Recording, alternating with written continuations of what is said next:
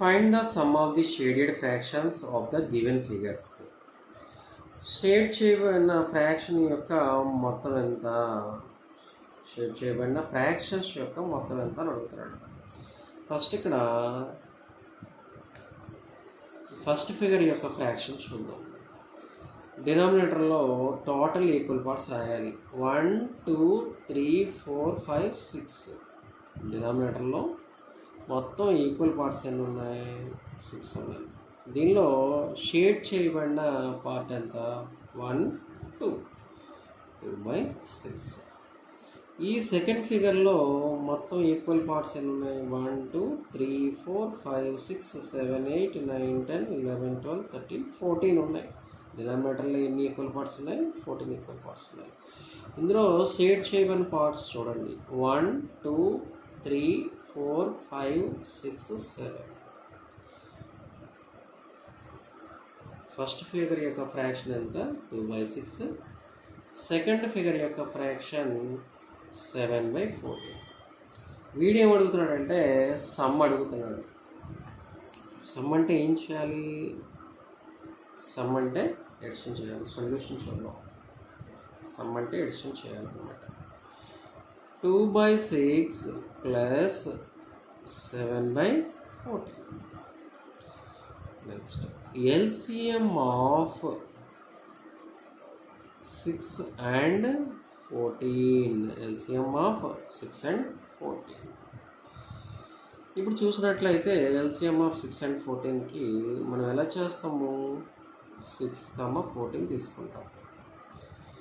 6, 14 ఈ రెండాటిలో first common factor ఏంటి? Common prime factors తీసుకోవాలి. ఇప్పుడు కూడా కామన్ ప్రైమ్ నెంబర్ ఎంత? Least common prime number 2. 6లో 2 ఎన్ని టైమ్స్ పోతుంది? 3 టైమ్స్ పోతుంది. అలాగే 14లో 2 ఎన్ని టైమ్స్ పోతుంది? 7 టైమ్స్ పోతుంది.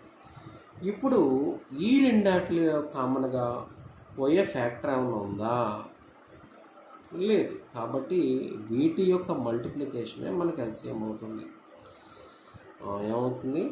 2 × 3 × 7. 2 × 3 × 7. 2 3s are 6, 6 7s are 42. ఎంత? 42. LCM of 6 and 14 is equal to 42. ఎంత? 42. నెక్స్ట్ ఇప్పుడు ఏం చేయాలి మనము? 6కి 14కి ఎల్సిఎం ఎంత? 42 కదా, అది తీసుకోవాలి. ఫస్ట్ 42 డినామినేటర్లో 42 రాయాలి. ఈ 42లో 6 ఎన్ని టైమ్స్ పోతుంది? 7 టైమ్స్ పోతుంది. ఈ 42లో 6 7 టైమ్స్ పోతుంది. 7 × 2 14. ఎంత? 14. నెక్స్ట్ 42లో 14 ఎన్ని టైమ్స్ పోతుంది?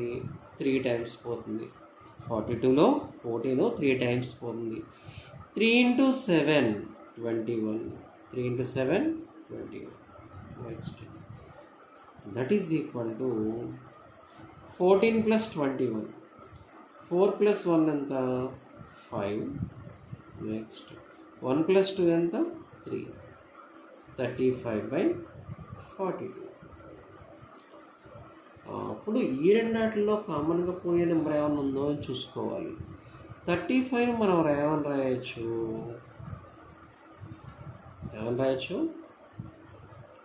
5 × 7 అని రాయొచ్చు. 35 ఏమని రాయొచ్చు? 5 × 7.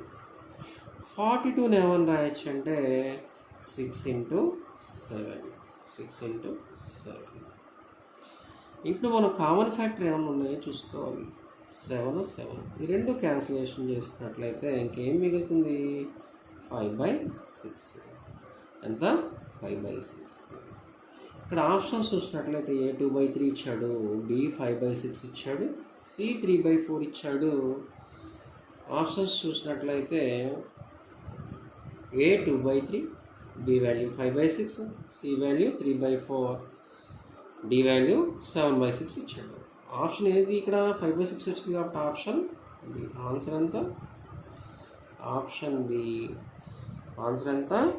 Option B, that is equal to 5/6. 5/6. ఇంకా మనం ఏం టిక్ చేయాలి ఇక్కడ? Option B 5/6 is the answer. Okay, is it clear now?